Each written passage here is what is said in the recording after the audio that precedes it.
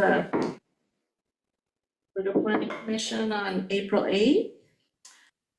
And we'll do a roll call, verbal roll call. We'll start with Brian. Brian Lundgren here.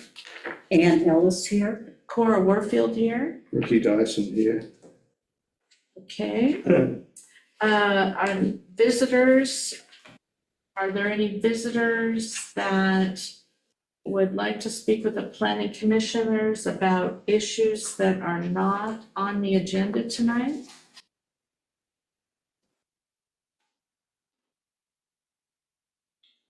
If you want to raise your hand electronically, I'll let you speak.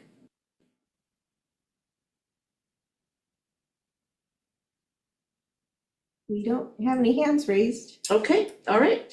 Then moving on, it's time to approve the minutes. It looks like what we have here is we're gonna have the January 14th minutes, the February 11th minutes, which was the joint work session with the council, and the March 11th minutes. So did everybody get a chance to read those? I read them. I didn't see any corrections, but I wasn't here for the February 11th minutes. Well, the only correction that I saw on the January 14th minutes, Arlene, where it says under discussion items, it says discussion IEM. Oh, yes, it does. But other than that, I thought everything looked fine. Does anybody want to, and if you wanted to move approval, Ann, you could move approval on the meetings you were here. It's liquor just for. Yeah, Okay, okay. I would go ahead and approve the minutes for the January 14th and the March 11th of 26 minutes. And one clarification, the March 11th are, they're just there for reference. Oh, right, it wasn't, okay, It that was just a wasn't. presentation. Oh, that's right, because we didn't have a quorum That's, Yeah. okay. that night, so, okay, so Well, these are just, And you were at the February, I believe, the joint work session? Yeah, that I was here. I missed one of them. I was trying to figure, it must have been the March one. yes, it was March, yeah. In fact, that's my husband's birthday. Okay, so we will not worry about approving the March minutes, but does somebody want to move approval for the January and February minutes? To approve the January and February minutes as presented. No, I wasn't there. Okay, well, I'll second that. Okay, and I approve, I vote for the 14th of the January minutes. Okay, so all of those in favor, say aye. Aye. Yeah, and February, it was March. And any opposed? Okay. So Ricky is abstaining from that, and we just approved the minutes, Okay. Jonathan. That's all we've done so Oh, that's far. cool. Yeah. Okay. Did that all work out okay, Arlene? Yeah. Did we get those pieces done okay? Okay, oh, and I should have read that better. Okay, so now we're going into a work session regarding the traffic calming ordinance. Dustin? All right, thank you. So I think you've all seen the traffic calming ordinance a few times now. So I'll do a quick summary of the ordinance and take any questions. And we had a memo included in the packet.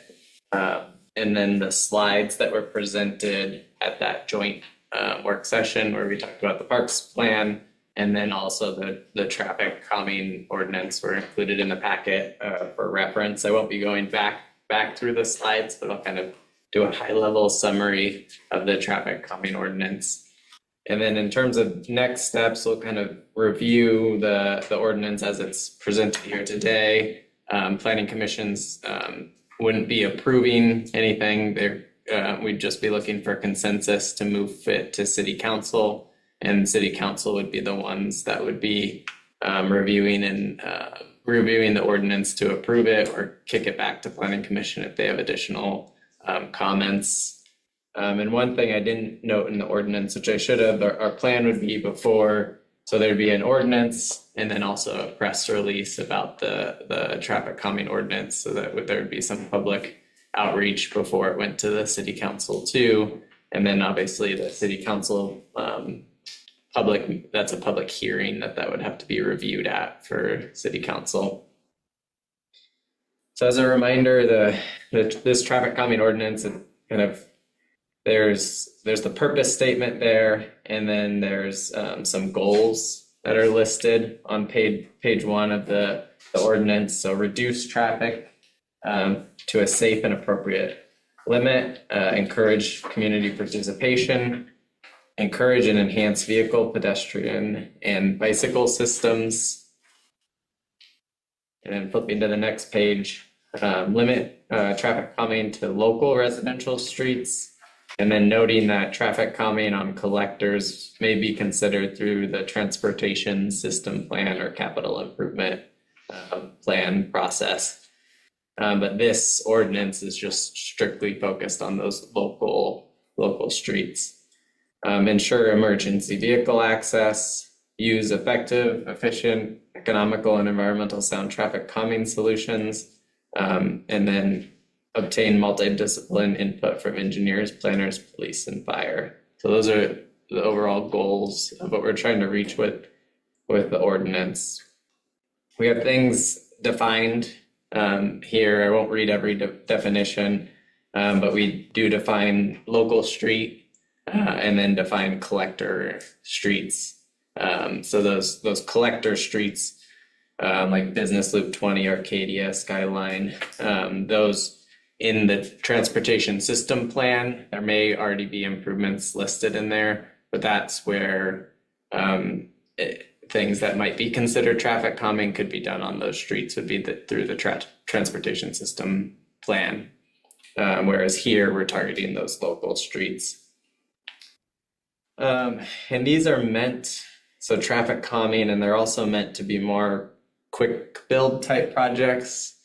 So at a lower cost, so like a speed bump as an example. So they're not meant to be gigantic, super expensive projects, but smaller traffic calming devices for local streets and roads.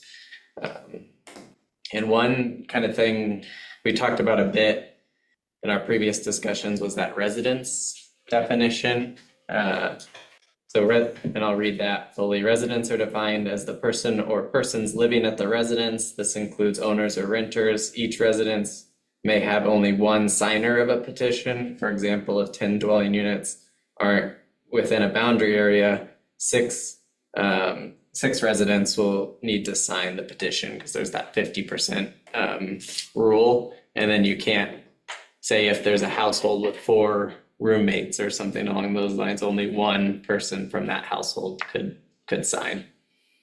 Question? Yeah. I did have on that, I remember us going over that. And then read later on, it says to require, you need at least 100 vehicles per day, for the survey. Mm-hmm. And I can understand the residents, but then I started thinking about how many vehicles, like, you could have 4 vehicles that are used for daily transportation. And it seems, is that going to be counted in the 100? That's what I'm wondering, how they're going to assess it. The average daily traffic count? Yeah. Yeah. Because if they just automatically, if those are used for daily transportation, not that sort of thing, they would automatically be part of the 100 would be my thought.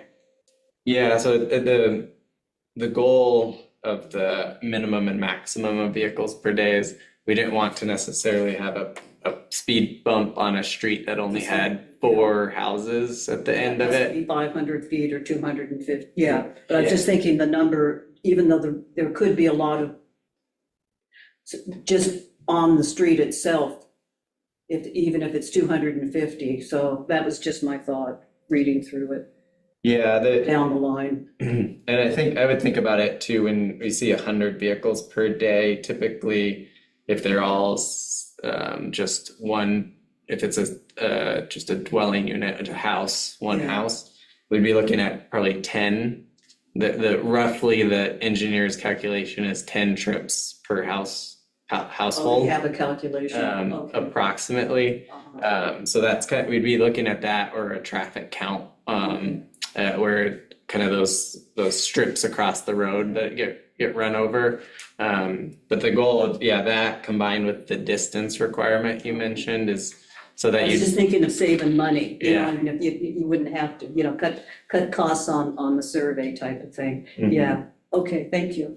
and the survey, there's a boundary area that will get defined. Mhm. And that, it was hard to come up with an exact definition, so it'll be kind of a case by case basis. So typically it'd be those residents that are adjacent to that street, the local street. Yeah, And then that would be the boundary area, and we work with Public Works to define the boundary area.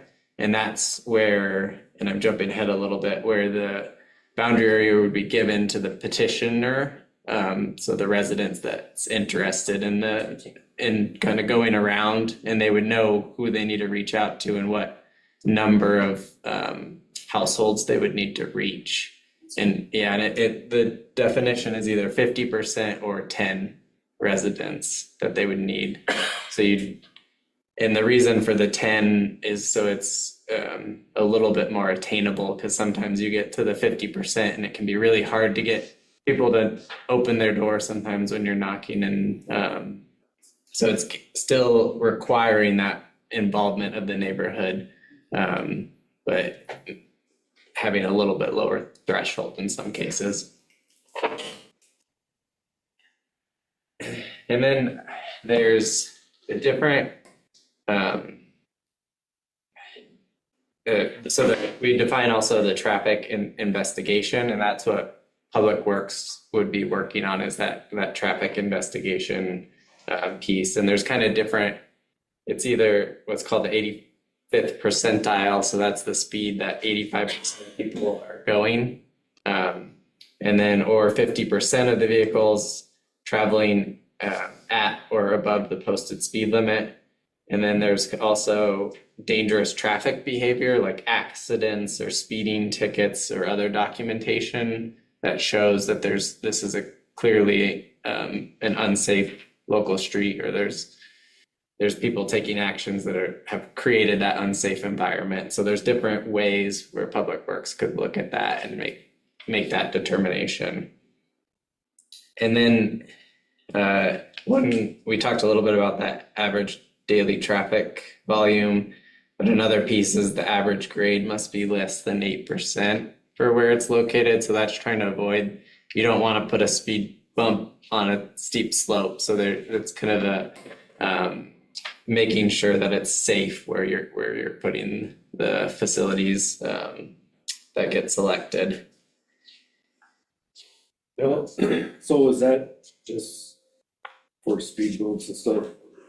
Cause like there's other, like where we narrow it down and stuff, we could do that on a steeper ground, right? But it would be for all right now, and it would just be where it's located. So if you can find a spot on this, you're trying to find a spot on the street where it's flatter. So if it kind of goes up and then flattens, we'd be looking at the grade of where the facilities or the treatment's going. Right. Yeah. Do you know, is there a way that we could tell what 8%, like how steep is? Is there some way that, I guess I could Google it. Yeah, and that's where we get Public Works out there for each of these, kind of doing that investigation piece. So they'd be checking with a laser level or Yeah, I was measuring just it. wondering, cause like, the whole thing that kind of brought this up was the Gaither Street, people ripping through there. Mhm. And so I don't know, it's a little bit of a hill. I think Gaither's flatter than Fir. But like if we needed to put some on Fir, because, that's like a main strip, so I don't know what grade that is. That's a good question. We can ask Public Works if they could do a preliminary measurement on maybe Gaither and Fir to see what that's at, to see if 8% is appropriate. I wouldn't want to go more than too much higher in terms of a 8%, just for Yeah. safety, I'm but just saying, because it's Toledo, you know, Yeah. yeah. So, but that is the grade of 8% is just for like speed bumps. If a person could, well, yeah, but he's saying everything. everything, you couldn't even make something narrower? Yeah, Which, well, I mean, which is even sillier to think of in our streets. We have so many, it's not silly, but it would be problematic mhm, because we do have narrow streets already. Okay, yeah, Well, like, Yeah. it'd be at the intersections, like where the crosswalks are, right, they would bump those out, like, it's Yeah. like by, in front of the, import pawn shop, mhm. if it's really tight right there. Well, and people park along there when they're allowed to park there, but boy, that gets really, really tricky. Yeah, and if Yeah. that's why you do it on the corner, so that, because they're not supposed to park right against the corner anyways. Yeah, leaving it, So that yeah, Gives yeah, you the space for Yeah. visibility at the stop sign. yeah, yeah. I'll work with Public Works to, maybe do a portion of Gaither and then a portion of Fur, just to see if they could meet the 8% requirement. Cause I mean, we don't wanna eliminate all the streets right away, Right, but yeah. and so I was just curious about that, like, if we could just make that part of it for some of it, so like the speed bumps, obviously, if it's too much of a hill, you don't wanna give, people gonna launch.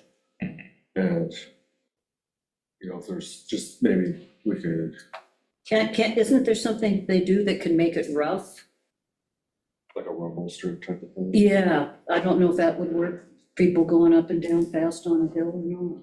I don't, And make a washboard. Yeah, rumble strips aren't a standard one, it's more so used at the edge of, yeah, they were talking about the ones where the safety, I was looking at that picture trying to figure that out. The safety vehicles where they have it so that it's rough, but they have it so that safety vehicles can get through. oh, the Yeah. yeah, so there are the, Whatever they call here, it. so that you can do a speed cushion or speed hump where you have the gaps where it's set at a width where a standard emergency vehicle could get through without hitting the speed hump. But a normal car width, you can't avoid it. Yeah. Yes, Maybe a wider speed vehicle. cushions is what they're called. Yeah. But yeah, you didn't wanna put that on a steep hill, because they Yeah. get some arrow. Yeah, people Yeah. come flying and use it as a jump, so. But like the rumble, so like, they cut the grooves in the asphalt for like the center line. And I've seen places where they do that for like stop signs, I can't remember exactly where, but it's like you hit. Yeah, So I've it's seen like- them when they're on like a busy intersection and they Yeah. wanna make sure that you stop. Right, Yeah, I've seen them. And that's the Okay. technical name is a rumble strip. Rumble strip, I think. Yeah. Normally, Yeah, or, yeah. well, I would think that'd be, like maybe on a steeper hill, but I could see like when you hit washboard on like gravel and you're on a hill, you kind of go Yeah. sideways a little bit. but would it do the same thing as gravel, because they don't move, gravel moves? Yeah, Well, it'd be your suspension. Yeah. So I don't know. Yeah, those aren't a normal traffic calming one, but Public Works might be able to do that through a different means Right. for I was just thinking of the, an outside box for Yeah. the hills. Mhm. The hill. yeah. But I mean, I think it's great, but this is Toledo, like, it kind of limits on where you can put things. Mhm. I think that's a good call out with the slopes, and we'll check in and with Jeff on Public Works to make sure that it's feasible in a lot of locations with the slopes, and if it's not, that's something we can bring back, but if it looks like it is, we can report that back and still move forward. That really cuts into that. Were there any questions on, I know we got into it a little bit now, but there's the photos and the PowerPoint, and then there's the descriptions in the code. But did anybody have questions on any of the types of features that could be installed in traffic calming devices? I talked about it a little bit in the joint work session, but it's meant to be kind of a menu of options, and then when the issue is identified and it comes forward with Public to Public Works through the public involvement process that I'll kind of go over more. They can, as the kind of technical experts, can work to identify what makes the most sense for each case. So it's not all of these make sense in every single scenario.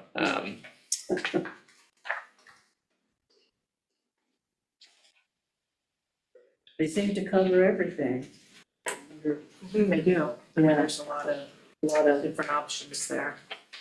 It'll be interesting when it's applied to see what we can do here, you know. Yeah. And then, oh, go ahead. One thing I would like to bring up is in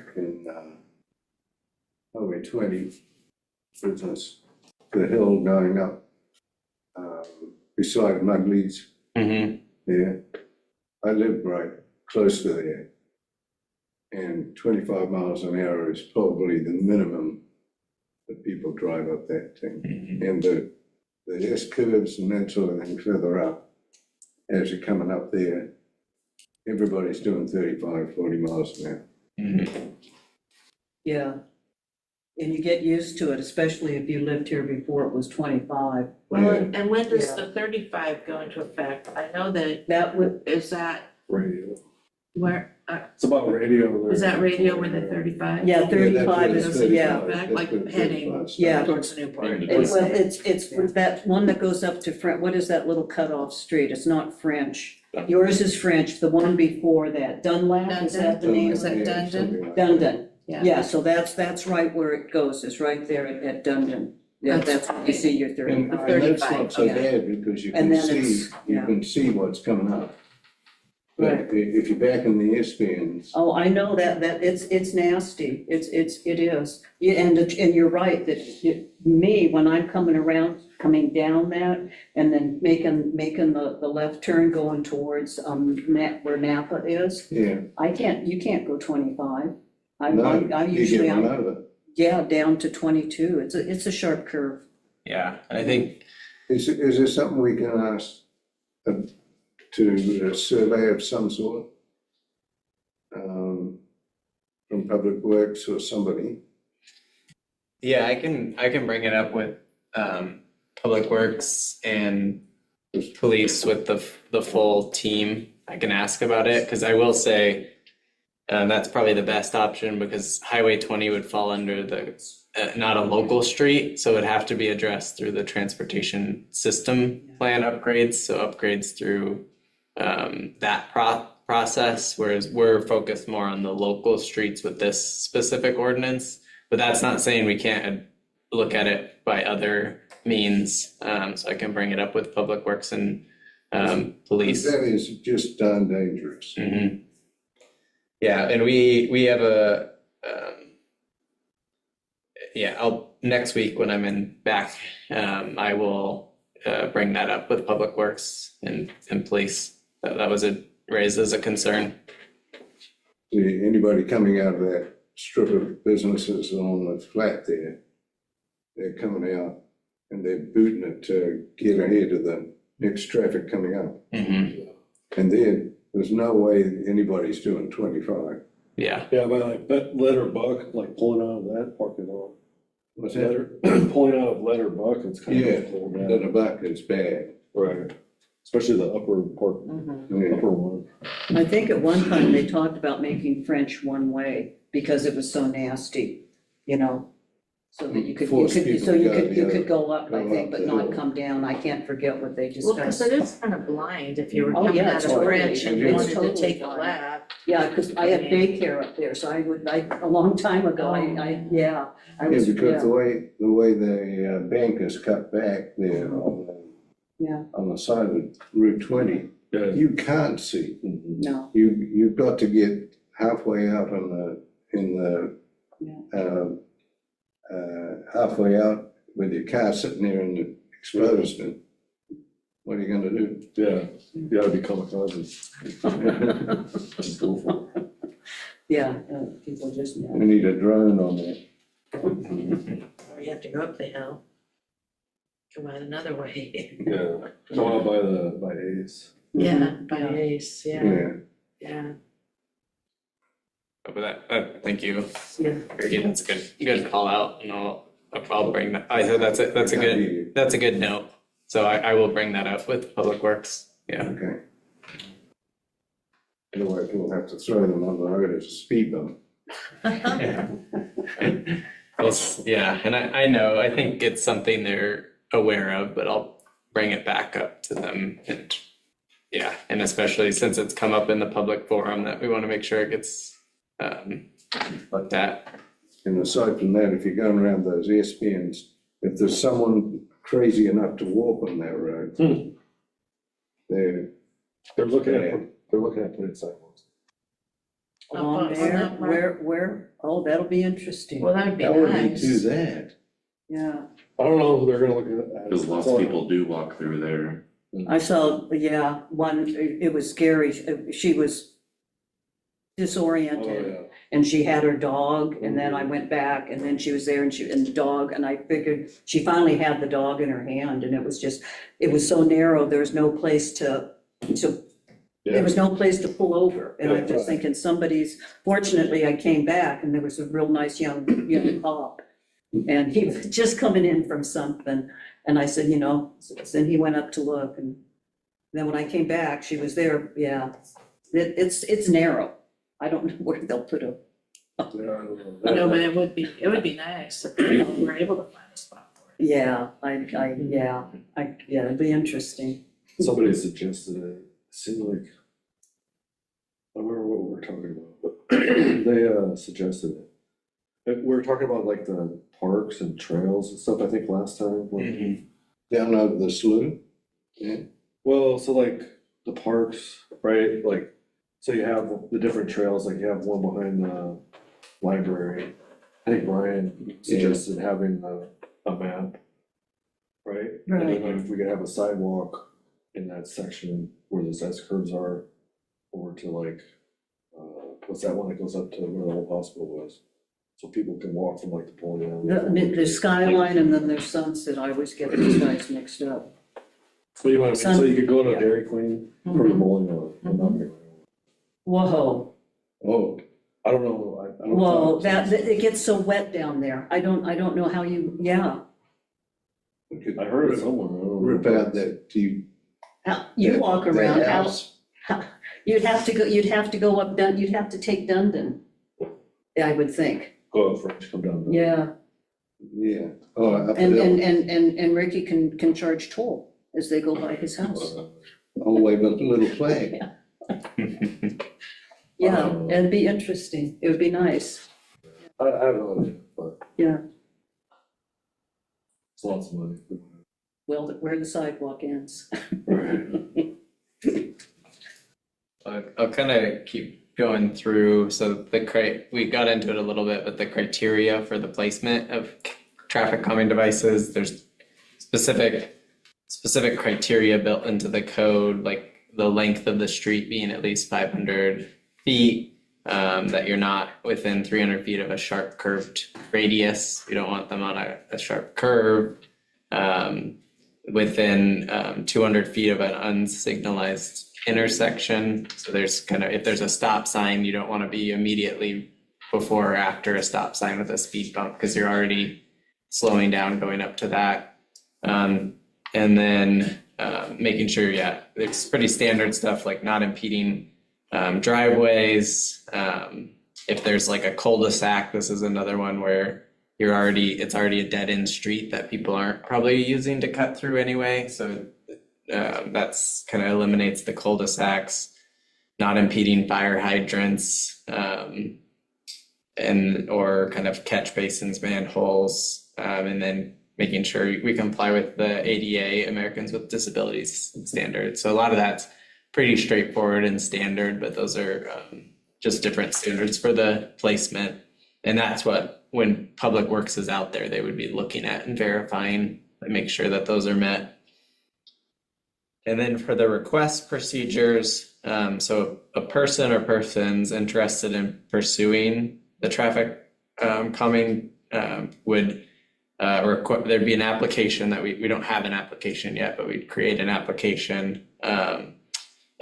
And that would come to Public Works, and then if there's a fee adopted by resolution, or if it's free, that's ultimately, it'll be added to the chart of applications that City Council has and planning has.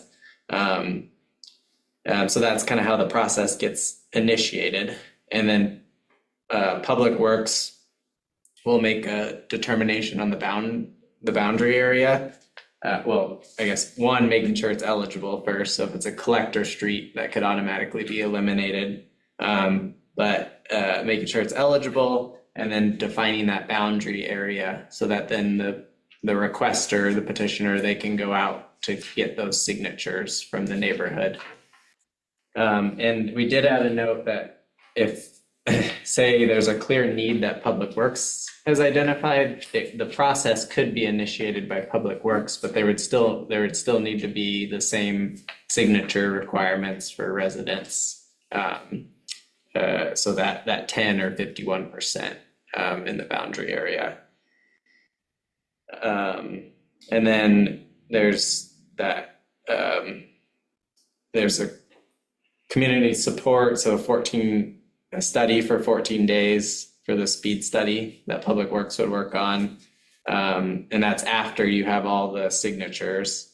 And then if the street meets all the criteria, then you can move forward. So that traffic study's done, it looks like it's meeting the criteria, and then we would move forward, and then there'd be a public hearing process to review that selected traffic calming device. So it's the speed bump that would be reviewed, and it's reviewed by Planning Commission. It's set up to be reviewed by Planning Commission, and Planning Commission would also be the approval body.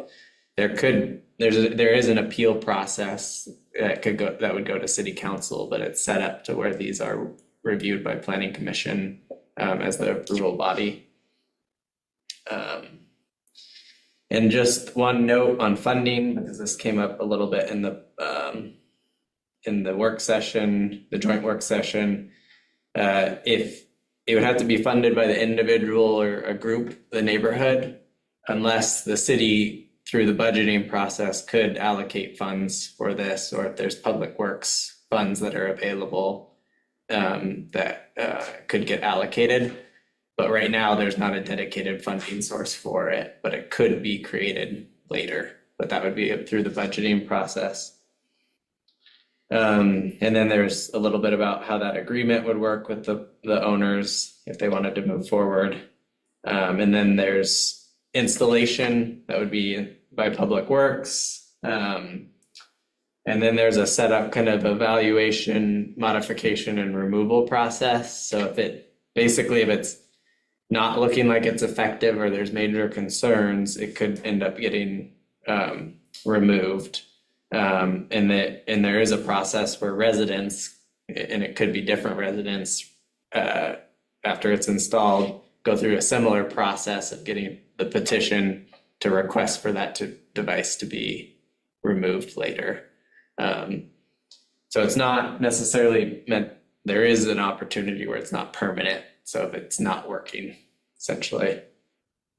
And then I mentioned the piece about the appeal of a Planning Commission decision, where it would have to be filed 14 days after that Planning Commission approval. So that's another piece of the process. Any kind of questions about the full circle of how it would work? Go ahead. But I think it was answered on the next page, that the city will assess property owners within the traffic calming area for the cost and then remove. So in other words, if somebody petitions and they pay to have it installed, they will also be assessed to have it removed. They'll pay for the removal also. Is that what that means? Yeah, so there'd be that removal cost that would have to occur too. Yeah. So on that, I have a similar question. So the people that are paying for it are the ones to sign the petition, or everybody even if they didn't want? Like in that. Yeah, that I think it could work either way. in One terms of, person could pay for it, but they still need that certain amount of people to agree. Well, I know, but I mean, like, Isn't that how it works? I know, but I mean, like, it's like the citizens are gonna fund it out of pocket, out of their own pocket, so they're gonna get a bill, so they're gonna split it between the 10 households or whatever. Yeah, Or is it the 6 that? That's yeah, it's kind of a Tough. it's kind of a public grassroots process, so if you could ask in theory everybody in the boundary area, but likely it's more so those that signed it that would be willing to chip in for the process, so so that you mean willing, just because you signed the petition doesn't mean that you have to fork over money. yeah, Yeah. they'd have to, it's kind of grassroots, would have to come up with that and bring that to the city. Whereas if there is a separate bucket of money that gets created from the public works, say like a small amount for these type of projects, that could be a way to fund these. Because I don't imagine we would get more than 1 or 2 per year, and especially once you have a few in, then you've kind of covered your high priority areas. But for the public initiated, it's unlikely it would be everyone chipping in because you'd have to get your agreement from the neighbors. The city wouldn't be forcing everyone to pay. okay. It'd be that, Yeah, that's kind of, yeah. like, you're gonna get an additional bill on your water bill saying, oh, you're over the speed limit. You wanna make a pay this if you don't wanna pay. Can you imagine that? Somebody get a jackhammer and just go.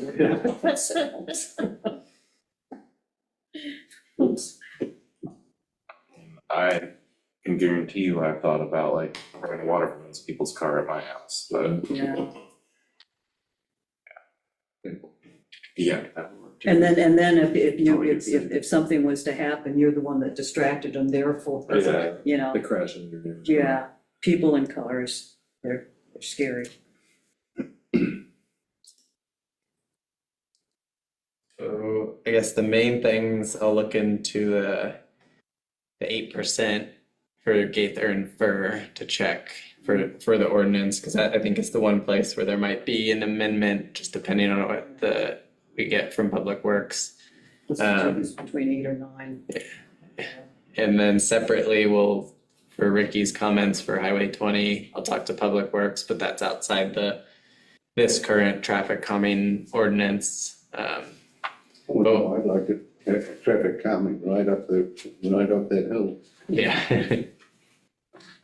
And so what we'd be looking for is kind of consensus to move forward with the public hearing process to city council, and there'd be the press release. So we don't need I don't think we need a formal vote today, but just if there's general feeling that we want to move forward, and then council would review it in the public hearing. I think we should move forward. Would everybody else think that? Okay, so 8% is 4.5 and 9% grade is 8.1 degrees. So it's actually almost twice as much of it. You know, so you got 5, which isn't very much, and then you got 8. But between 8 and 9, you said it's almost 50% That's what it more? says. It's, Oh, it's how much, what did you? I don't It said think that's, 8.1 degrees is the 9% grade. And 8 was 4.5 Huh. degrees. You kind of I wonder if wonder that could- if on one of the ways that you could utilize traffic calming, because it's not included in here, at least I didn't see it, is like a stop sign. I don't know if that needs to be included or not, That's a good idea. Yeah, we could. or like maybe even changing a stop sign that's a right-hand turn doesn't have to stop to just a full stop. Mhm. Are you thinking down at where the post office is? That's the only place I know where you can make a right-hand turn where without. the corner I live on is 6th and Fur, and right-hand turn is you don't have to stop, Yeah. but you do have to stop if you're going straight down Yeah, 6th. yeah, And Like, I know for a fact people fly past my house. Yeah. Just think of Yeah, three-way that's or steep. four-way intersection. Yeah, or something. Yeah, it's a lot. Well, Yeah, I can. It's not a traditional traffic calming, so I can talk to Public Works to see if that's something they could correct just in general, like on local streets. I don't, is there a process where we change stop I signs? think we've added stop signs. We asked them to put Yeah. one-way street only sign on ours, because we got a lot of traffic, and they put it up, you know, so. Yeah, but specifically, it's the Sixth and Fur Mhm. intersection. I just know one of my neighbors has asked me about this specific thing, and so Is that down on the, because I know, is that down where it's not, those streets are not marked? Are you talking Sixth Street that I'm sorry, Well, I was thinking going down, because I know Sixth Street, there's one that comes down to what A runs in front of Street. Branstetter Yeah. Park. Because I used to live there, like but, 2 houses up from Branstetter Park. okay, so you're Okay, still talking about okay, that, I that know. Sixth Yeah. Street. Yeah. Because I So, didn't like- know if, you know, at the corner there, that goes straight down the hill, That's- where the. yeah, that's real is the- What is that street? I don't know, Is but, that Sixth too? yeah, But that's not like a very wide street, so I'm thinking, man, if people are like racing down that street. and that's a two-way street Yeah. going, which I always thought was yeah. I don't, I Ah. avoid that, I don't go up that road that much myself, just because it's very awkward. Yeah. Yeah, so like people will go, say like to the elementary school or the, Yeah, yeah, it they'll used to be, go through there, yeah. like they're, you know, People Well, they cut through my dedicated, neighborhood to get up to, like, dedicated that little Southeast parking 18th lot and across at start one them up time. and stuff. Oh, they do? Yeah, from So- like Business 20, instead of going all the way like to East Slope or all the way Yeah. to Sturdivant out on by the high school, or going around. A lot of people will avoid going like past the post office and Les Schwab because of the trains, Mhm, and so they'll go through my neighborhood. yeah, Oh. And so it gets, like, there's a lot of people that drive through there. and down at the railroad, down where the old, past where the dog park is, and then you can cut through there Yeah, and come down, yeah. yeah, you go down 10th Street to. But get not to that Sturdivant. fast, Mhm. yeah. Okay. Yeah, I will confirm with Public Works that we can basically make stop sign changes outside of this process. And then I'll specifically ask them about the Sixth and Fur intersection. And then, yeah, and all these things, I'll make notes to report back on at the next planning commission meeting. That's a good call out in terms of if we're seeing a lot of people blasting through that stop sign. drifting around the corner. Sometimes it is tire squealing. What was the exhaust and stuff that sound like? And sometimes they'll cut through Branstetter, that's really narrow. Like, They'll cut that way. on the other side of Yeah. Branstetter? Well, that's like real narrow in there. Yeah, and they'll come the other way too, and like. It's so narrow, it hardly looks like a street. Well, Yeah. it makes you wonder, Yeah. what are they saving by doing that? I don't know if it's keeping for the turn there, but like they know the road, like I don't know if they're racing somebody and they're like. Maybe they were kids that went to Mary Harry at one time. Right.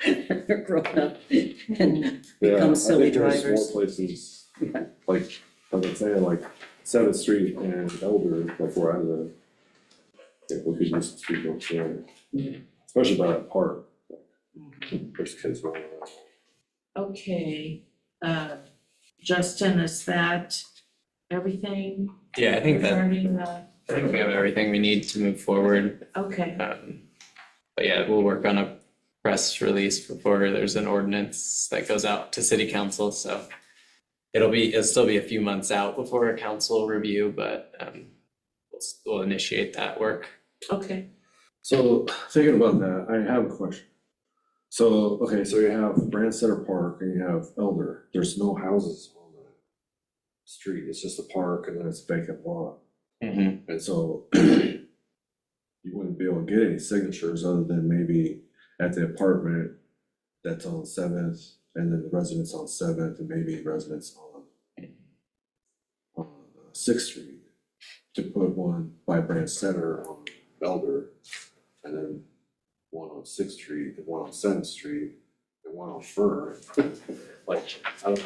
You know, it makes you wonder though, maybe in front on Sixth Street there, that's a good one for a speed hump. That would, way up there, that would slow everything down. Yeah, Yeah, and the language we used was the boundary area will be determined based on the density of lots, and then the roadway use. So we'd work with kind of public works depending, there could be a scenario where there's a lot less residents in a boundary area, and there could be a scenario where it's a more, I don't know, Gaither or Fir, where you're right with a lot of houses along there, where you capture more. Yeah. So the number could fluctuate depending on where the location is defined as. And that there could be a scenario where actually 51% is easier to reach than 10. In terms 6 of, out of 10. yeah. Yeah, because even, I guess 250 feet. I mean, I guess at the apartments, you might be able to get 10. Yeah, and I guess now that I'm thinking about it, we could put a minimum, like, say 200 or 250 foot buffer from the location in terms of, so you're at least capturing those residents in that buffer Yeah. as a minimum. And then Public Works can make the call of if they need to go further. Yeah. So like, it'd be 250 total or 250 from, say like, if I wanted to propose a speed bump on the middle of Elder right in front of Brand Center Park. I don't know if that makes sense or not, but there's nobody, like, if you go 250 feet one way, you might get to Brian's house, you go 250 feet the other way, you might get to my house, like. Yeah, and that would be the bare minimum, I guess, to do it. It's like 250. Because yeah, if there's a scenario where there's not a lot right in the immediate vicinity, then they could go further. Yeah. Yeah, I'll work on.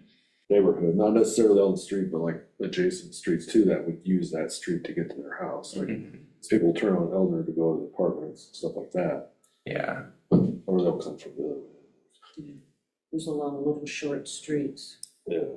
Yeah. And that's part of the reason why we left the boundary area up to Public Works, depending on kind of density in the street, so they can make the call depending on where it's getting located. But I think it might be good to just have a minimum buffer distance of, say, I think I'll add in there a minimum of 250 feet buffer from the traffic calming device.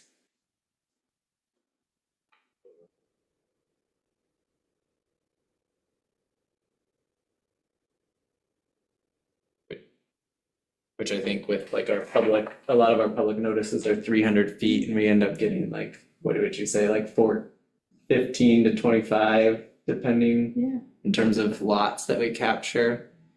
So it on average, but yeah, it depends on where you're located. Yeah, if you have a bunch of double lots.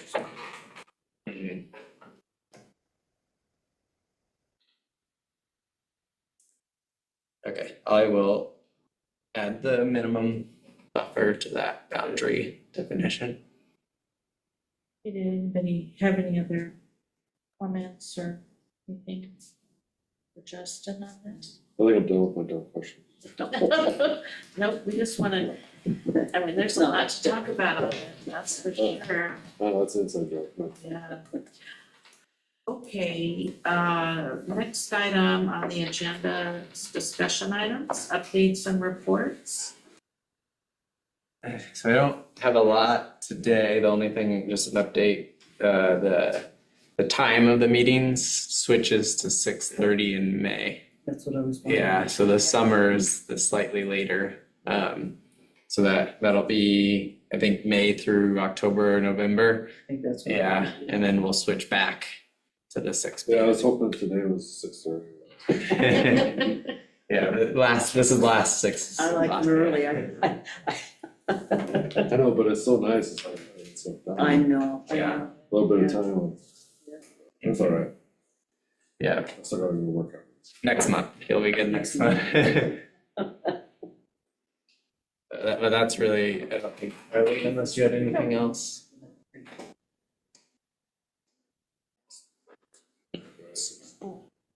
Okay, so next thing on the agenda, staff comments. I guess I'll add, if you haven't filed your government ethics statement of economic interest report, get that done in the next week. I couldn't open on my, I'm gonna have to call them again, it wouldn't click for me, you know, when nothing was blue, so they're always good when you call. They're very helpful. Yeah, This year was the first year I had a little bit of trouble with that. I had to go in a couple times. Because I thought, oh, maybe I'm trying too early. I got the emails, I got right in and nothing, I couldn't report. And I thought, oh, maybe it's too early, they didn't have it quite ready. yeah. And I waited a while, a few days and I was able to do it. But that was the first time I never kind of had any trouble Yeah. like that. Yeah, Yeah. yeah, I clicked and then account and anyways, but I'm very unsavvy when it comes to computers, so. Okay, that's all with the staff comments. Are there any commissioner comments? Everybody should have a safe rest of the month. There's an ant on the table. Okay. The only thing I could say is it's hot and dry now, Yeah, and our weather pattern indicates that we'll have drought conditions, so. I hate to hear that. Drought conditions. I have rain barrels and I'll tell you, they work okay, even in the summertime. Mine are 50 to 60 gallons. They hold, and even in a drizzle, in the summertime, I've had them fill up again. So if a person has a place where they can put them under your rain gutter, Mhm. and yeah, I got them several years ago, then of course they got to the point where they weren't, but yeah. Yeah, if they cut back the water or something, then you have a little bit of reserve. Well, no, the availability of buying them, they weren't, I haven't looked, because I have 4. So that means I got like, 100 gallons of water for plants, and you can't drink it, but you can water your Mhm. plants and do the lawn and fill up your duck pond. So anyways, that's a thought, because it is gonna be hot and dry. So, let's see. At Cobblestone on the last Friday of the month, there is, I wanna say it's the final trivia fundraiser for, Summer Festival. Oh, okay. Yeah. Who what? It's a fundraiser, for Summerfest, it's a trivia. Make a team and we went last, the one down at Timbers. But yeah, it's basically like, they ask everybody questions and you write it down, Yeah, pass it in, and then they see who got I the bet that was questions. fun. yeah, those That's are, right. yeah, they used to have them, yeah, they are. So that's fundraiser, and then I think the fire department has an open house, or did that already pass? Emergency preparedness. That, I saw that's the 18th, I missed that. Uh, 18th, April 18th, yeah. Oh, it's coming up. Oh, I think April 18th? there's a flyer in the hallway, yeah. Oh, okay. I don't think, I might be there, but it seems like we're going to Pendleton, but it's like, we're leaving on the 22nd. And the Thursday market is happening again, it sounds like, because it said in here, you're gonna do surveys and such, so that will be happening. That's nice. I had a friend, somebody asked. Yeah, Yeah, I think that's all I can remember, Okay. that is kind of personal. that's Friday. I guess if there's no other commissioner comments, we'll go ahead and adjourn the meeting.